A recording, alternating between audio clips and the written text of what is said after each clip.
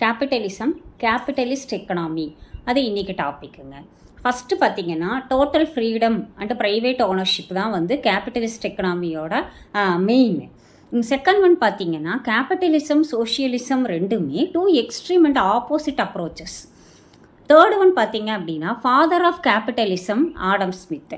Fourth one it is also known as free economy. லத்தீனில் laissez faire அப்படின்னு கூப்பிடுறாங்க. அதுவும் இல்லை அப்படின்னா மார்க்கெட் எக்கனாமின்னு கூப்பிடுறாங்க. இதில் role of government is minimum. Market determines the economic activities. Means of production R privately owned. What do you mean by means of production? The resources and infrastructure used to create goods, services. எதெல்லாம்? Land, factories, tools and machinery. இப்போ eighth one பார்த்தீங்கன்னா manufacturing done with profit motive. சும்மா produce பண்ணி வச்சா போதுங்களா? Loss தானே வரும். அப்போ சேல் பண்ணி தான் தீரணும். அப்போ தான் நெக்ஸ்ட்டு ப்ரொடியூஸ் பண்ண முடியும். So eighth one manufacturing done with profit motive. Main motive எல்லாருக்குமே ப்ராஃபிட் தான். இந்த கண்ட்ரிஸ் எக்ஸாம்பிள் பார்த்தீங்கன்னா USA, West Germany, Australia, Japan, இவங்கெல்லாம் கேபிட்டலிஸ்ட் எக்கனாமி. இந்த எக்கனாமிலையுங்க டவுன் ட்ரோடன் பீப்புள் இருந்தாங்கன்னா அவங்களுக்கு வந்து வெல்ஃபேர் ஆக்டிவிட்டீஸ் பண்ணுவாங்க.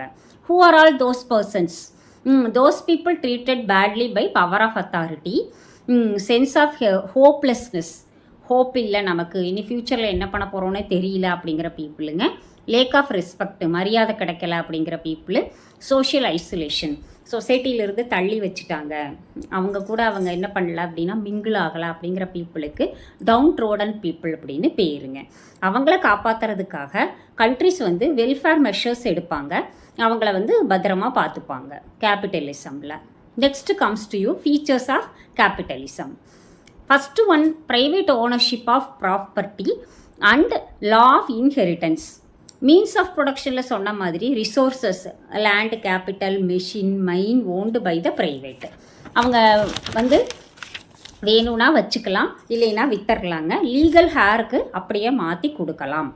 லா ஆஃப் இன்ஹெரிட்டன்ஸ்னால் என்னென்னா principles that govern how traits are passed from parent of offspring. அதாவது அடுத்தடுத்து யார் யாருக்கு கொடுக்க போகிறோங்கிறத கேரக்டர் பேஸ்டாக, குணம், குவாலிட்டி பேஸ்டாக அதை வந்து செலக்ட் பண்ணுவாங்க. குவாலிட்டி ஆஃப் பர்சனாலிட்டி பேஸ்டாக செலக்ட் பண்ணுவாங்க.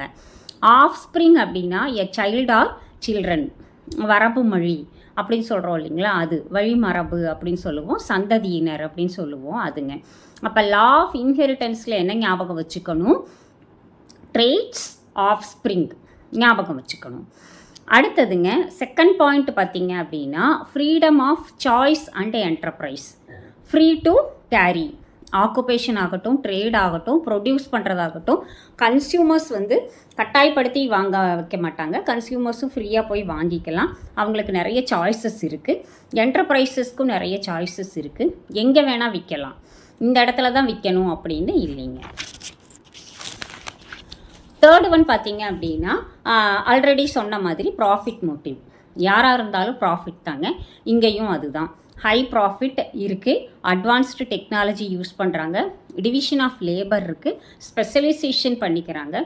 கோல்டன் ரூல் என்ன அப்படின்னா டு மேக்ஸிமைஸ் ப்ராஃபிட் தான் அப்படிங்கிறது தான் கோல்டன் ரூல். அடுத்தது free competition.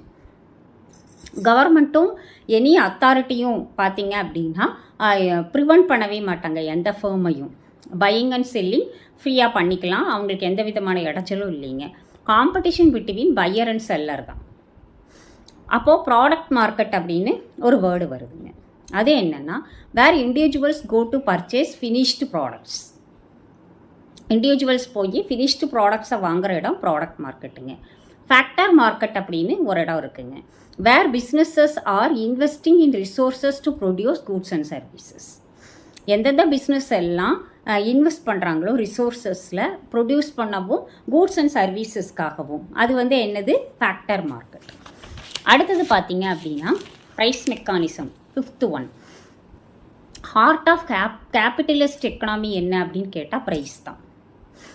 Market forces of demand and supply are regulated through price mechanism. இந்த ப்ரைஸ் மெக்கானிசம் வச்சு தான் டிமாண்ட் அண்ட் சப்ளையை ரெகுலேட் பண்ணுறாங்க.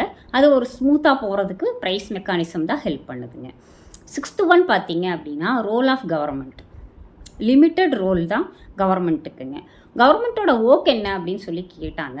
பேசிக் சர்வீசஸ் கொடுக்கறது. என்னென்ன பேசிக் சர்வீசஸ் இருக்குது? Defence, health, education. இது கவர்மெண்ட் பார்த்துக்கோங்க. 7th ஒன் பார்த்தீங்க அப்படின்னா இன்ஈக்வாலிட்டி ஆஃப் இன்கம். 2 கிளாஸஸ் தான் இருக்குது. Haves, have nots. இப்போ ஹேவ்ஸ் அப்படின்னா ஓனிங் த ப்ராப்பர்ட்டி, அவங்கக்கிட்ட சொத்து சொகம்லாம் நிறைய இருக்குங்க.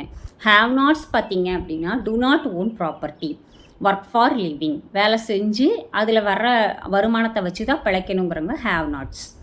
இதில் rich become richer, poor become poorer அப்படிங்கிறது 7th பாயிண்ட்டுங்க. இதோட கேபிட்டலிஸ்ட் எக்கனாமியோட ஃபீச்சர்ஸ் கம்ப்ளீட் ஆயிடுச்சுங்க. நெக்ஸ்ட்டு சாப்டரில் நான் உங்களை மீட் பண்ணுறேன்.